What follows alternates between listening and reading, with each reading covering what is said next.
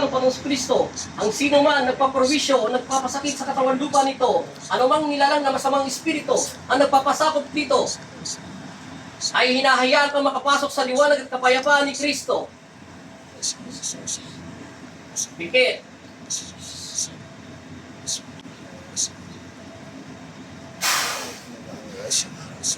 Patay. Amin.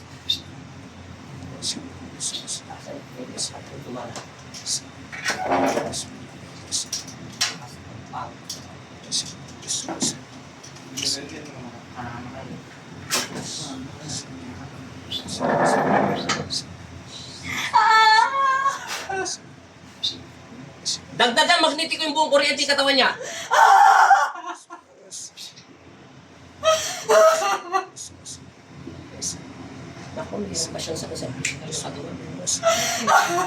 Ikaw masamang espiritu na nagpapaanili sa pag-aari ni Kristo. Tinatanggalan kita ng pisat kakayahang kapangyarihan sa kadiliman. Tanggalin mo lahat yan. Tanggalin mo lahat yung sakit. Dalawang sakit niya sa physical at spiritual pala. Tanggalin mo lahat. Lahat. Tinatanong kita, kailan ka pa sa loob ng espiritu niya? Kailan ka pa sa loob ng espiritu niya sa pangalan ni Kristo?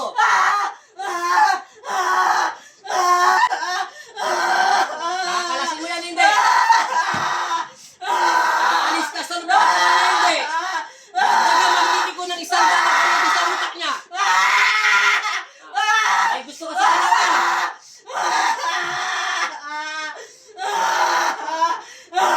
Dagdagan ulit magbibig ko ng buong katawan niya. Ano? Aalis ka sa katawan niya, hindi. Tinatanong kita kung aalis ka sa katawan niya, hindi. Babae ka, lalaki. Lalaki ka. Saan ka nakatira? Saan ka nakatira kung lalaki ka? Saan ka nakatira sa loob ng katawan lupa niya o sa loob tabi ng bahay nila? Anong nilalang ka na espiritu nagpapasakit sa pag-aari ni Kristo? Maligno ka ba, kapre, tiyanak, etc. Anong tawag sa iyo sa lahi mo? Sa pangalan ng Ama, ng Anak at Espiritu Santo. Aalis ka sa loob ng katawan niya, hindi. Sagutin mo yung tanong ko. Ikalawang antas na dasal magnetiko. Idagdagan yung apoy sa buong katawan niya. Aalis ka sa loob ng katawan niya, hindi. Minamahal mo ba siya o hindi? May gusto ka sa kanya, wala. Sagutin mo yung tanong ko. May gusto ka, wala. Kung may gusto ka sa kanya, huwag mong mahalin ang buhay ng tao. Hindi mo siya pag-aari. Pag-aari siya ng aking Ama, ng Panginoon naming lahat. Bibitaw ka sa espiritu niya, hindi. Saan ka nakatira? Sa bahay nila. Sa labas, sa loob ng bahay, sa etc. Saan ka nakatira?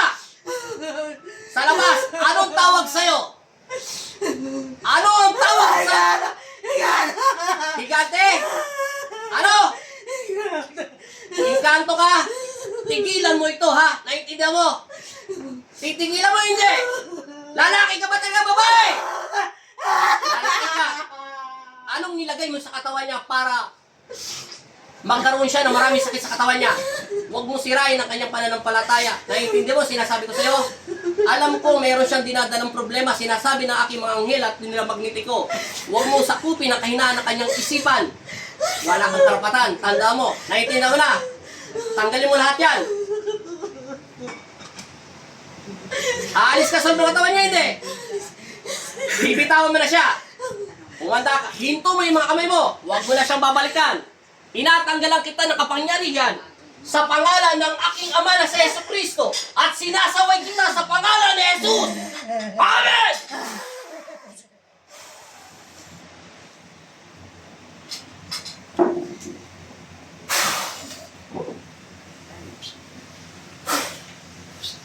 At ibinabalik kita sa impyerno. Release magnetiko. Gising. Sabi mo in Jesus' name. Jesus. O, sandal na. Atras.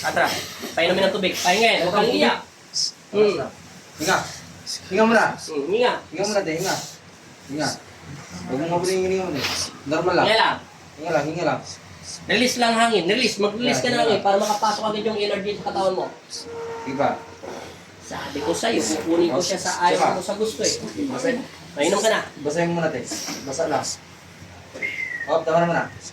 Okay. Sabi ko sa'yo, maligno Sige, siya. magdasal ka muna. Kung kita mo, inkanto pa pala siya. Mali sa akin sinabi ko, maligno. Ngayon, dumilat ka. Tingnan mo kung lumiwanag na yung mata mo. Ano pinakaiba? Umina. O, ano napakaramdam mo ngayon?